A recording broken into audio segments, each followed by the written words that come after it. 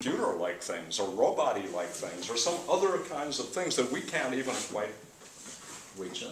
So what is our, here's the question that utilitarians like to ask. I'm going to ask it in a kind of radical form.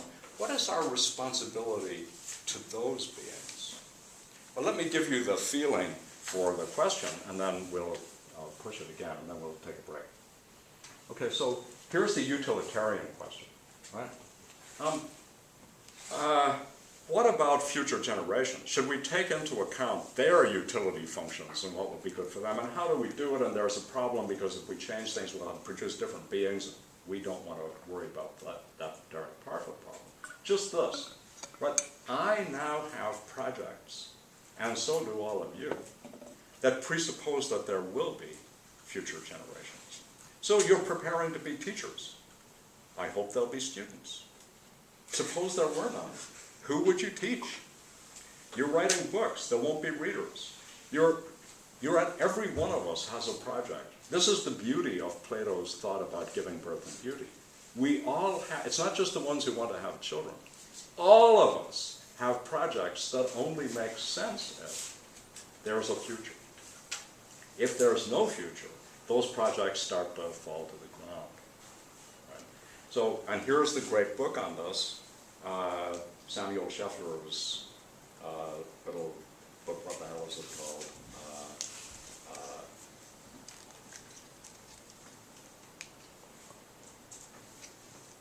The rejection of consequentialism?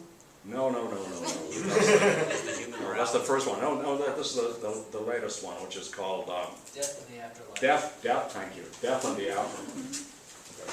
Death in the Afterlife, which makes it sound like it's about heaven. It's really not about heaven at all.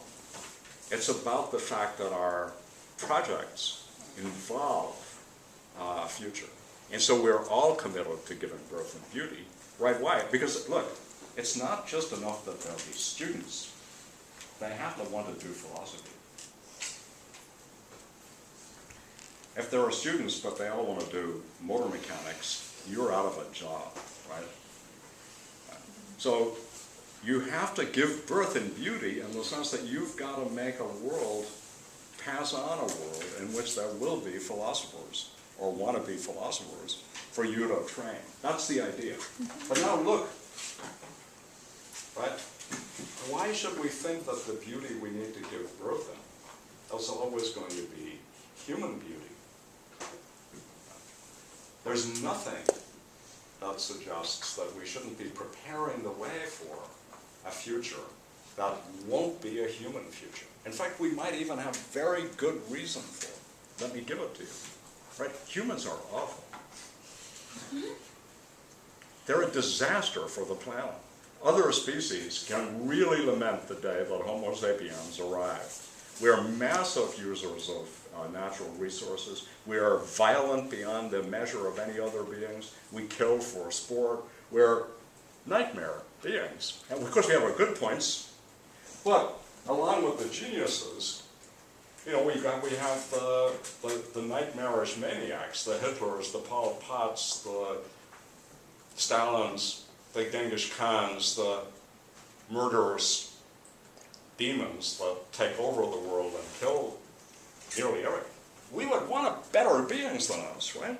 If we're thinking about it, we shouldn't just be thinking about making more of us, violent, unprincipled, driven by all kinds of lusts. We should be thinking of making better beings. Now the closure is just gone. Why? Well, we don't know what the future would even look like to beings like that. What we have to do is sign on to what? So what are we doing now if we're not making the ideal social world?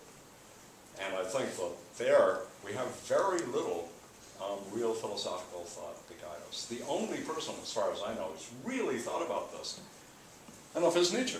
Right? Nietzsche says, no, you've got to be on the side of, well, the production of these things. You've got to be on what leads on to richer and more fecund and more rich, even though you can only gesture at some of what you're on the side of. you have to be on the side of that, even though that's to recognize that it might not be humans who do that. So the Übermensch, the much maligned Superman, is not a Superman. Übermensch means overman. It means the person who can see that they are only a bridge to the future. They are something over which things will step. They're not the name of the game. That's ontotheology, as Heidegger would go. Right? That's the thought that we're all chips off the divine block. And once you give that up, you have to be prepared to be pretty radical in how you're going to think about this whole little picture. That's the issue that Plato, it seems to me, doesn't. So part of Plato says it's closed, the forms, they're out part, it's all going to be, right, the demiurge makes it according to a blueprint.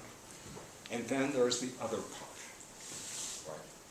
The part that is always in play and is always opposed to that. The all of a sudden part in the symposium. The fact that the order is always getting broken and reestablished and broken. That the creative points come when the order gets broken. Right? That in the Phaedrus you have the cicadas and their song, the plane tree, Plato's name in Greek, right, under which Socrates and Phaedrus are sitting. And all the elements of art that are in operation to create the very life that the theory tells you is, right, going to disappear. So, Philip, I think you asked this question, what about the dialogue form? And you say, yes, there's a fundamental tension in the way the story is presented and the content of the story. It tells you one story, but enacts or dramatizes another.